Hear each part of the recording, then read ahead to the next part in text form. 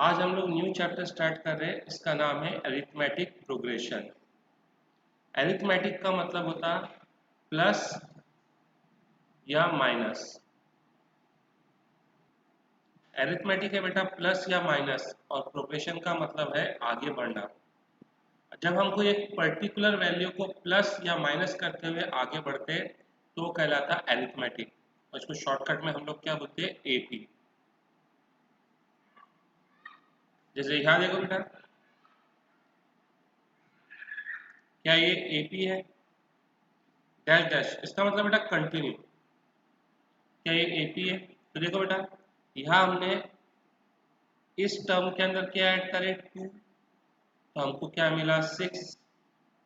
अब 6 के अंदर हमने क्या ऐड करें, 2, तो हमको क्या मिला, 8। 8 के अंदर हमने क्या ऐड करें, 2, तो हमको क्या मिला, 10। यानी हम एक पर्टिकुलर वैल्यू 2 को क्या करते जा रहे हैं बेटा, ऐड करते जा रहे हैं। तो हाँ, ये एपी है। नेक्स्ट,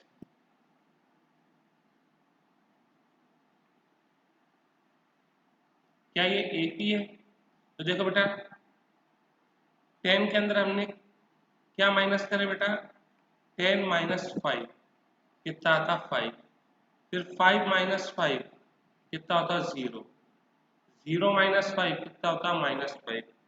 तो ये क्या है बेटा, ये एपी है। तो जब हम एक पर्टिकुलर वैल्यू को प्लस या पर्टिकुलर वैल्यू को क्या करते जाते हैं, सब्ट्रैक्ट करते जाते हैं, तो वो कहलाता तुम्हारा एपी।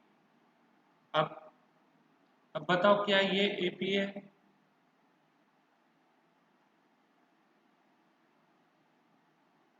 तो देखो बेटा, 4 में हम क्या ऐड करेंगे, तो बेटा हमने 4 में क्या ऐड करे, 4, तो हमको क्या मिला, 8। 8 में क्या ऐड करेंगे, 4, तो हमको क्या मिलेगा, 12। 12 में क्या ऐड करेंगे तो हमको 20 मिलेगा, 8।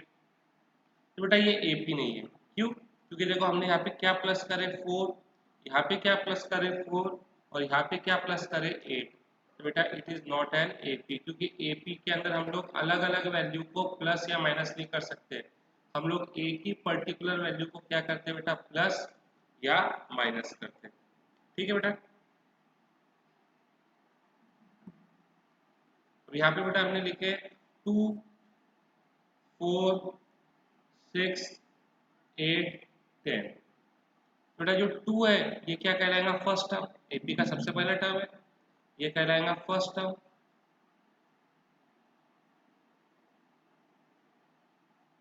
फर्स्ट टर्म को बेटा हम लोग रिप्रेजेंट करते हैं ए से। फर्स्ट टर्म को किससे रिप्रेजेंट करते हैं, ए से। ठीक है। तो ए का मतलब वैल्यू ऑफ फर्स्ट टर्म। ए का मतलब वैल्यू ऑफ फर्स्ट टर्म। तो यहाँ देखो फर्स्ट टर्म की वैल्यू कितनी है, 2। ठीक है। वैसे ही बेटा ए टू इसका मतलब रहेगा value of second term.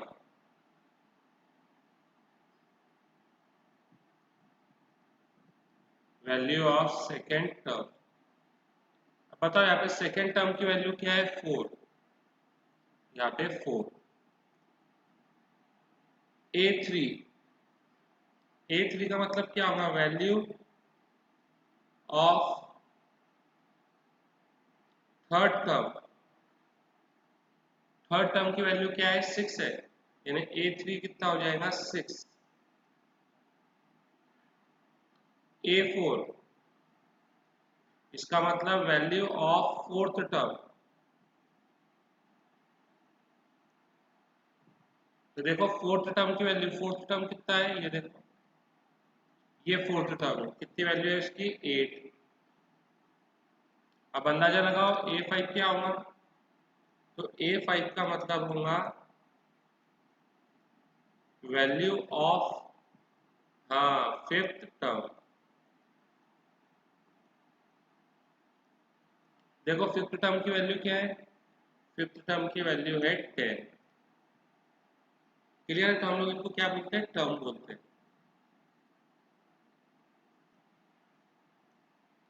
Next है कंडीशन फॉर एपी। एपी की कंडीशन है difference of two consecutive term is always constant। बेटा हमको क्या निकालना है? डिफरेंस निकालना है। किसका डिफरेंस निकालना है? कंसेक्यूटिव टर्म का। बेटा हमेशा बाद वाले टर्म में से पहले टर्म को माइनस करना। देखो मैं समझाता, जैसा यहाँ पे लिखा है ये। अब बताओ ए वन या ए, इसका मतलब एक ही होता। फर्स्ट टर्म की वैल्यू कितनी है? 5। सेकेंड टर्म की वैल्यू कितनी है? 10। थर्ड टर्म की वैल्यू 15 और फोर्थ टर्म की वैल्यू 20। अब डिफरेंस निकालो कंसेक्यूटिव टर्म का। बेटा 1 का कंसेक्यूटिव कौन होता है? 2। तो क्या करो, हाँ डिफरेंस 1 का कंसेक्यूटिव कौन होता है? 2। तो 1 और 2 में बाद में कौन आता? 2 आता। तो 2 में से फर्स्ट को माइनस करो। अब बेटा 2 का कंसेक्यूटिव कौन आएगा? तो भाई 2 का कंसेक्यूटिव कौन आएगा? 3 आएगा। तो बाद में कौन आता? 3। तो 3 वाले टर्म में से सेकेंड टर्म को माइनस करो। 3 का कंसेक्यूटिव कौन रहेगा? 4। बाद में कौन आता? 4th आता। तो 4th में से थर्ड को माइनस करो। वैल्यू पुट अप करो। a2 की वैल्यू कितनी है? 10। a1 की वैल्यू 5। a3 की वैल्यू कितनी है? 15। a3 की वैल्यू कितनी है? 15 है। और a2 की वैल्यू कितनी है? 10। फिर a4 की वैल्यू कितनी है? 20। और a3 की वैल्यू कितनी है? 15। ये कितना हो गया? 5 5 5। और देखो ये सब क्या है? सेम है। और ये थे क्या बेटा? ये था डिफरेंस ऑफ कंसेक्यूटिव टर्म, ये भी था डिफरेंस ऑफ कंसेक्यूटिव टर्म, और ये भी था डिफरेंस ऑफ कंसेक्यूटिव टर्म। बेटा कोई भी एपी की यही कंडीशन है, जब उसके जो कंसेक्यूटिव टर्म्स है उसका डिफरेंस क्या होना चाहिए? कांस्टेंट होना चाहिए। उसका डिफरेंस क्या होना चाहिए? कांस्टेंट होना चाहिए। ठीक है बेटा। अब एक और चीज पढ़ते हैं जिसको हम लोग बोलते हैं कॉमन डिफरेंस। कॉमन डिफरेंस, इसको हम भाई डिनोट करते हैं डी से। ये क्या रहता है? तो ये रहता है difference between two consecutive terms of an AP. कोई भी एपी के दो कंसेक्यूटिव टर्म का जो डिफरेंस है वो क्या कहलाता है? Common difference. जैसा बेटा यहाँ पे देखो a2 माइनस a1 ये क्या था? कंसेक्यूटिव टर्म का डिफरेंस। a3 माइनस a2 ये भी क्या था? कंसेक्यूटिव टर्म्स का डिफरेंस। a4 माइनस a3 ये भी क्या था? कंसेक्यूटिव टर्म का डिफरेंस। तो इनका जो आंसर आया बेटा वो कहलाएगा कॉमन डिफरेंस। ठीक है? ठीक है ना बेटा?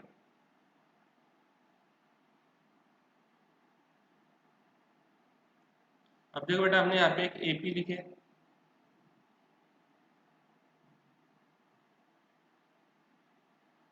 एक एपी लिखे। क्या तुम इस एपी का फर्स्ट टर्म बता सकते हैं? हाँ भाई, फर्स्ट टर्म कितना है? 2। क्या कॉमन डिफरेंस दिखा सकते हैं?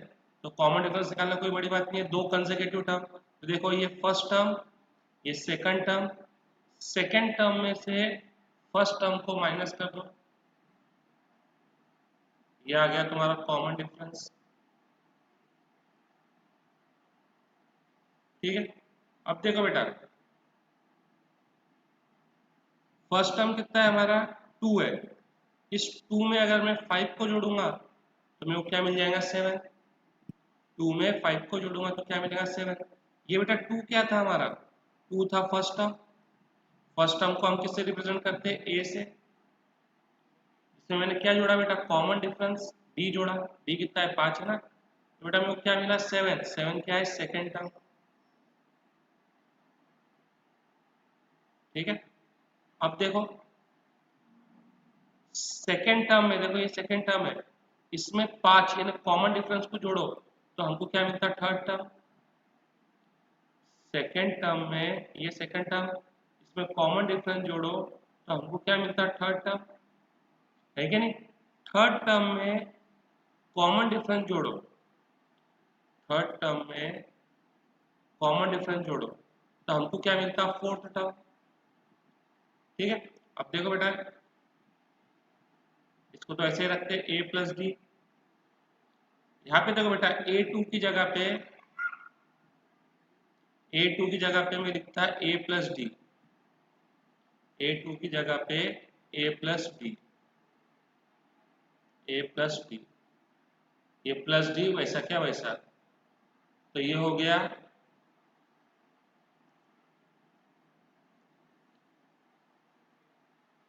ये ए वैसा क्या वैसा, डी और डी कितना हो जाएगा, 2D। ठीक है, वैसे बेटा देखो यहाँ पे, इस A3 की जगह पे मैं लिखता ए प्लस 2D, A3 की जगह पे ए प्लस 2D, ये प्लस डी वैसा क्या वैसा,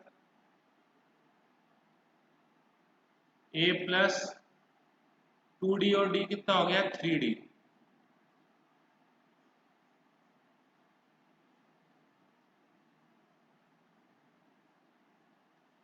ठीक है बेटा, बेटा कुछ अब अंदाजा लगाओ कि दूसरे टर्म में यहाँ पे क्या था, ए, तीसरे टर्म में यहाँ पे क्या था, ए, चौथे टर्म में यहाँ पे क्या था, ए, तो ऐसा हजारों भी टर्म रहा तो यहाँ पे क्या रहेगा, ए, तो ए एन, इसका मतलब क्या हो जाएगा, वैल्यू ऑफ nth टर्म, इसका मतलब हो जाएगा वैल्यू ऑफ nth टर्म। इसको हम लोग जनरल टर्म भी बोलते हैं, जनरल टर्म।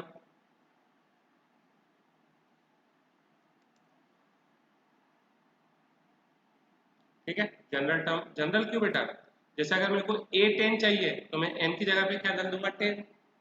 A59 चाहिए तो n की जगह पे 59, इसके लिए हम इसको क्या बोलते हैं, जनरल टर्म। तो देखो बेटा, a तो सब में दिखाई दे रहा है, ए सब में, तो यहाँ पे भी a आ जाएगा, फिर उसके बाद plus plus plus.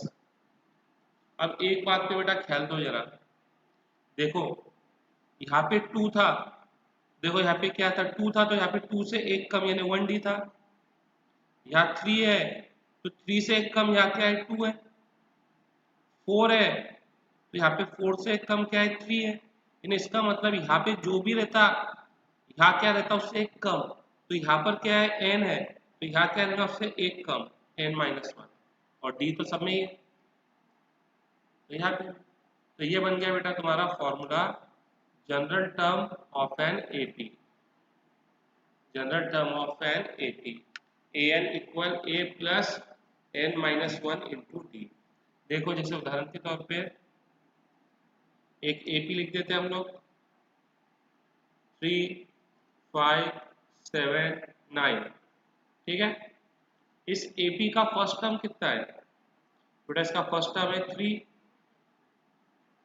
Common difference कैसा आएगा बेटा, second term minus first term, consecutive term को माइनस करना है ना, मैंने कंसेक्यूटिव टर्म कौन से लिया, 1 और 2, बाद में कौन आता है, 2, 2 में से किसको माइनस करो, फर्स्ट को, तो हम इसको याद रख लेते हैं कि सेकेंड टर्म में से फर्स्ट टर्म को माइनस करो, डी कितना हो गया, 2। अब सपोज मैंने तुमको बोला कि क्वेश्चन है ये कि फाइंड द 10th टर्म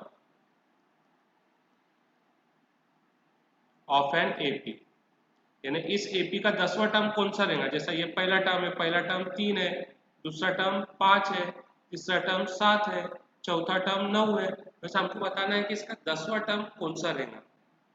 ठीक है, तो हमको क्या निकालना है, वैल्यू ऑफ 10th टर्म निकालना है, 10th टर्म यानी हमको वैल्यू ऑफ 10th टर्म निकालना है, इसका मतलब A10 निकालना है, क्या निकालना है, A10। ठीक है, तो हम फॉर्मूला लिख लेंगे यहाँ पे,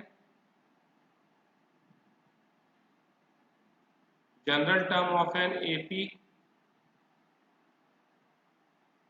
an equal a plus n-1 into D. अब भाई मैं तुमको ट्रिक बताता, ट्रिक क्या है, ये तो फॉर्मूला लिखने का सबसे अच्छा तरीका है। देखो A10 तो क्या लिख लो, a, यहाँ क्या लिखा है 10, जो भी लिखा है उससे एक कम कर दो, 10 लिखा है तो 10 में एक कम कर दो, कितना हो जाएगा 9, a प्लस 9b, a की वैल्यू कितनी है 3, 9, b की वैल्यू कितनी है 2,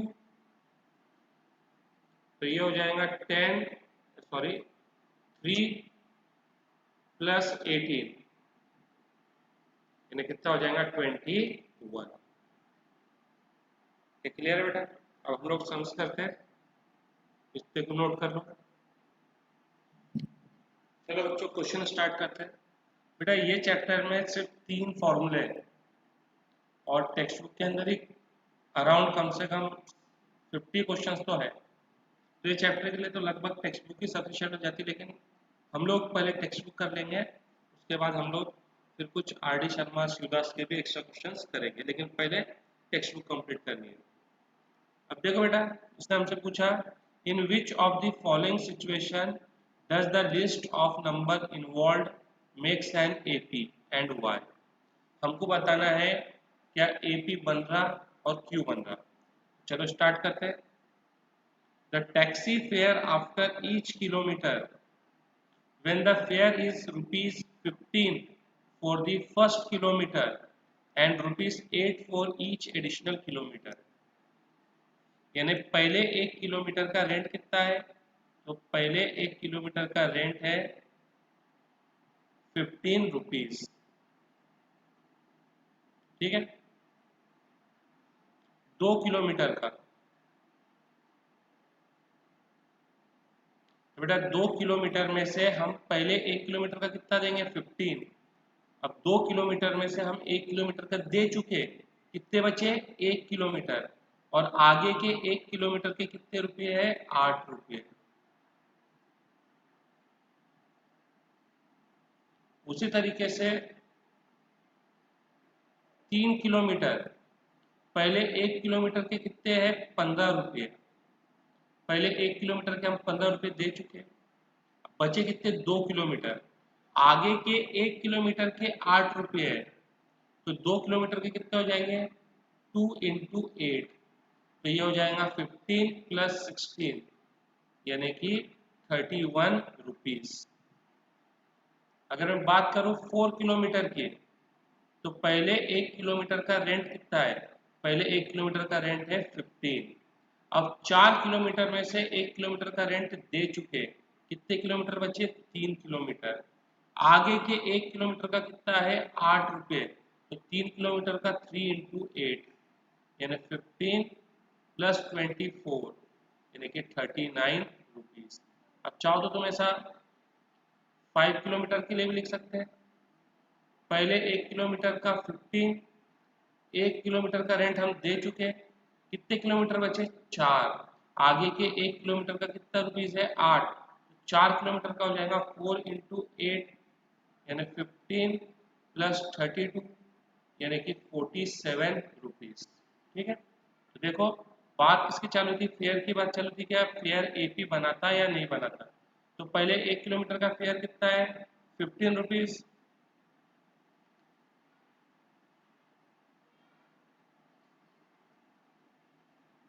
2 किलोमीटर का कितना है 23 रुपीज, 3 किलोमीटर का 31 रुपीज, 4 किलोमीटर का 39 रुपीज, 5 किलोमीटर का 47 रुपीज। अब देखो बेटा 15 में हमने क्या ऐड करे 8, 23 मिला, 23 में क्या ऐड करे हमने 8, 31 मिला, 31 में 8 ऐड करे क्या मिला 39 मिला, 39 में 8 ऐड करे क्या मिला 47 मिला। तो हम एक पर्टिकुलर वैल्यू को क्या करते जा रहे हैं ऐड करते जा रहे हैं, ठीक है। तो हम लोग लिखेंगे yes it forms an AP because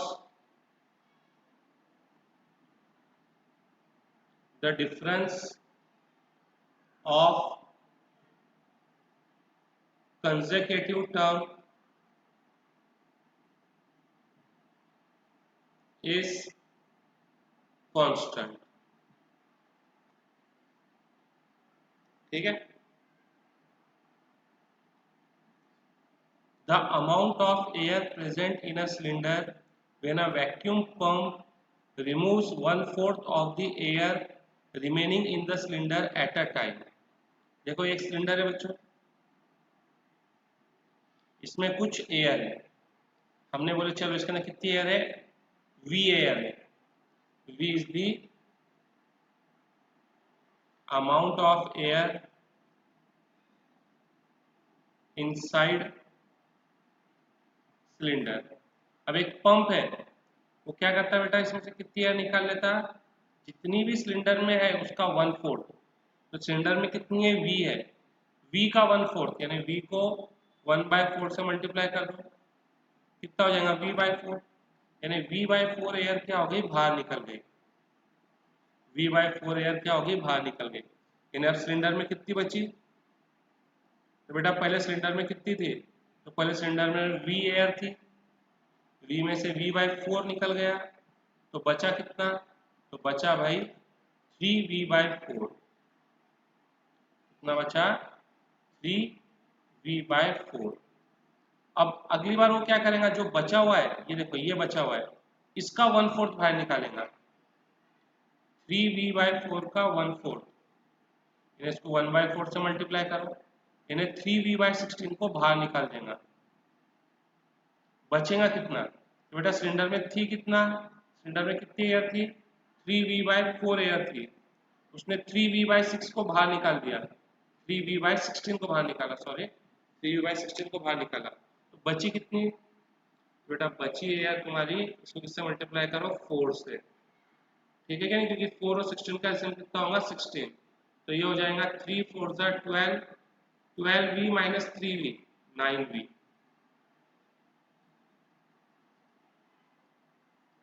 9v/16। ठीक है। अब देखो बेटा बात किसकी चालू थी, बात चालू थी amount of air present in a cylinder.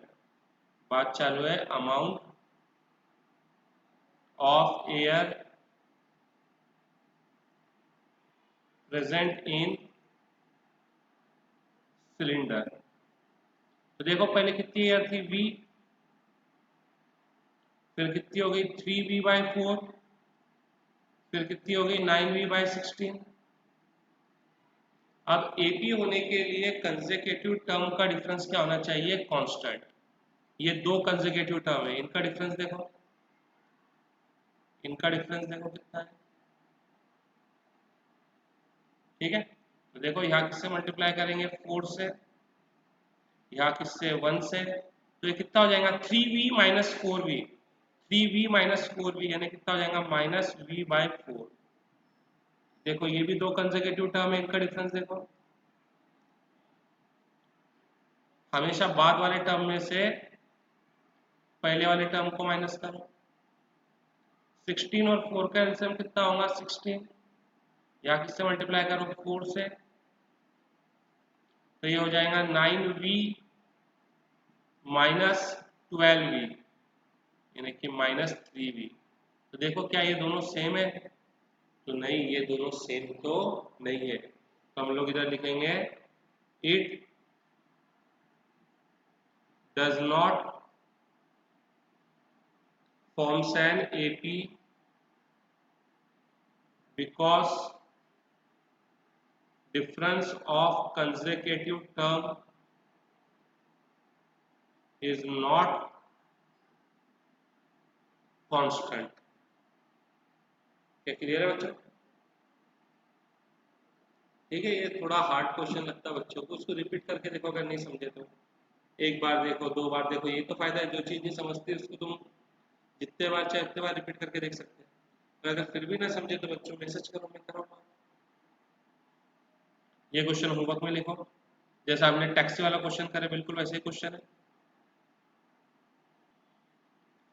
Find first 4 terms of the AP when the first term A and the common difference D are given as। बेटा पहले 4 निकालने हैं, फर्स्ट टर्म कितना है 10 है, और कॉमन डिफरेंस भी क्या है 10 है। अब तुम अच्छे जानते बेटा कि फर्स्ट टर्म में हम लोग अगर कॉमन डिफरेंस को जोड़ते तो हमको क्या मिलता है, सेकेंड टर्म, है क्या नहीं। तो देखो बेटा फर्स्ट टर्म कितना है 10, कॉमन डिफरेंस कितना है 10, तो बेटा सेकेंड टर्म हो जाएगा 20। अब बेटा सेकेंड टर्म में कॉमन डिफरेंस को ऐड करो तो हमको क्या मिलता है, थर्ड टर्म। थर्ड टर्म में कॉमन डिफरेंस ऐड करो तो हमको क्या मिलता है, फोर्थ टर्म। ठीक है, चार टर्म निकालने का था, निकाल लिया। यहाँ पे भी देखो फर्स्ट टर्म कितना है, -2, कॉमन डिफरेंस कितना है, 0। अब बेटा फर्स्ट टर्म में कॉमन डिफरेंस को ऐड करो तो क्या मिलता है, second term. Same second term में कॉमन डिफरेंस को ऐड करो तो क्या मिलता है, थर्ड टर्म। थर्ड टर्म में कॉमन डिफरेंस को ऐड करो तो क्या मिलता है, फोर्थ टर्म।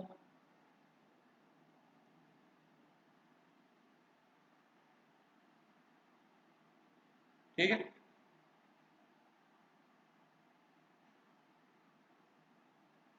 उसी तरीके से भाई ये देखो फर्स्ट टर्म कितना है, -1, इसमें कॉमन डिफरेंस को ऐड करो तो क्या मिलता है, सेकेंड टर्म। एलसीएम ले लो, -2 + 1 कितना हो जाएगा, -1। सेकेंड टर्म में ये हमारा सेकेंड टर्म है, सेकेंड टर्म में कॉमन डिफरेंस को ऐड करो तो क्या मिलता है, थर्ड टर्म। थर्ड टर्म में कॉमन डिफरेंस को ऐड करो तो हमको क्या मिलता है, फोर्थ टर्म।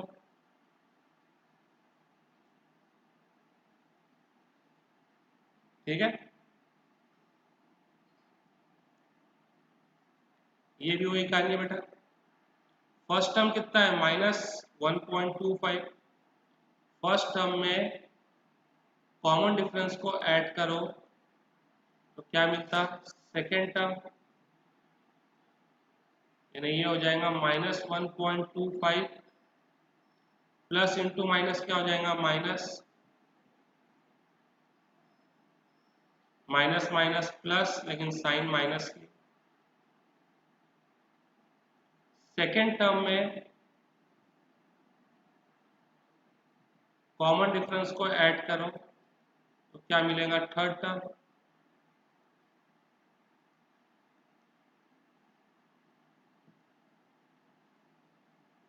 तो ये हो जाएगा -1.75। अब थर्ड टर्म के अंदर कॉमन डिफरेंस को ऐड करो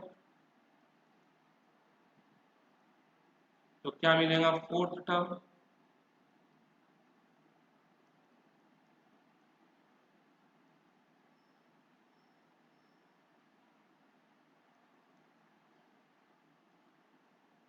ठीक है,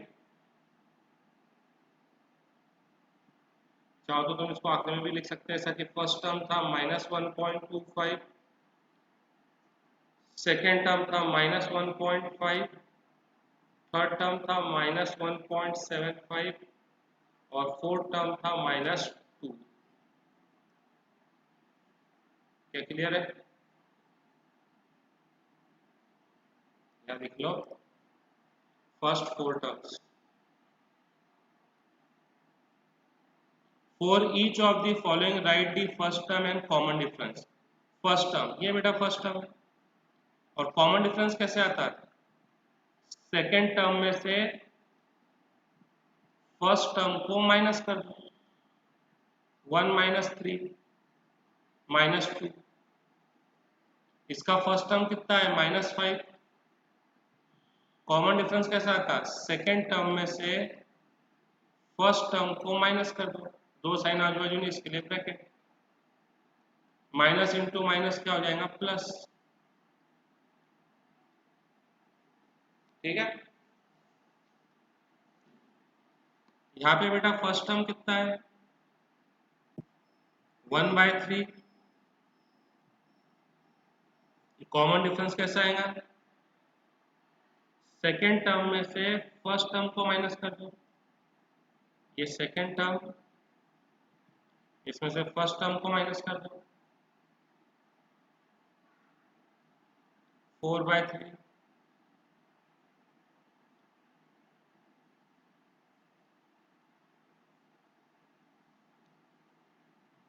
ठीक बेटा, इसमें फर्स्ट टर्म कितना, चलो ठीक है, ये होमवर्क करो, कुछ होमवर्क भी तो ना।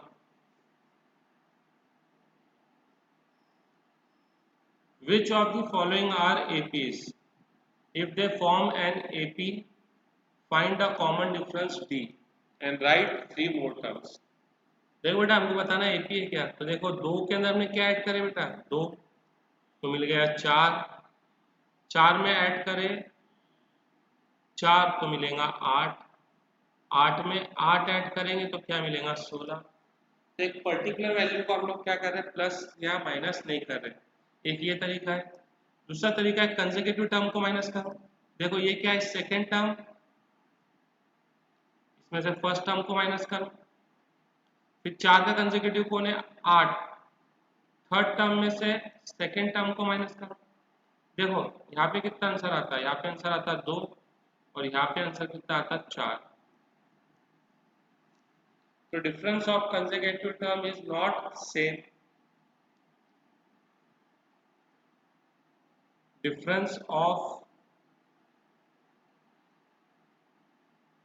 consecutive term is not same,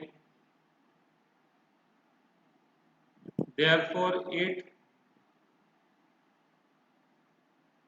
doesn't form a AP। ठीक है, अब देखो बेटा यहाँ पे सेकेंड टर्म कितना है 5/2, इसमें से फर्स्ट टर्म को माइनस करो, कितना है 2, फिर थर्ड टर्म में से सेकेंड टर्म को माइनस करो,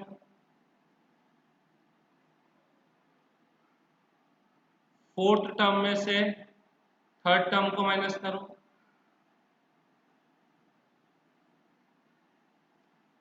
एलसीएम लो, कितना हो जाएगा 5 माइनस 4 कितना हो जाएगा 1, 1/2। यहाँ पे एलसीएम लो, 6 माइनस 5 1/2, यहाँ पे एलसीएम लो 1/2। देखो यहाँ पे जो डिफरेंस आ रहा ना वो क्या आ रहा, सेम आ रहा। तो difference of consecutive term is constant, therefore it forms an AP। अगले टर्म कौन से रहेंगे, देखो बेटा इसके आगे के तीन टर्म, ये कितना है 7/2 यानी 3.5, और कॉमन डिफरेंस कितना है बेटा 0.5, तो 3.5 में 0.5 ऐड करो, अगला कितना हो जाएगा 4, 4 में 4.5 को सॉरी 4 में 0.5 को ऐड करो 4.5, 4.5 में और 0.5 को ऐड करो कितना हो जाएगा 5। अब 4.5 को हम लोग लिख सकते हैं, 4.5 को हम लोग लिख सकते हैं 9/2। क्या क्लियर है?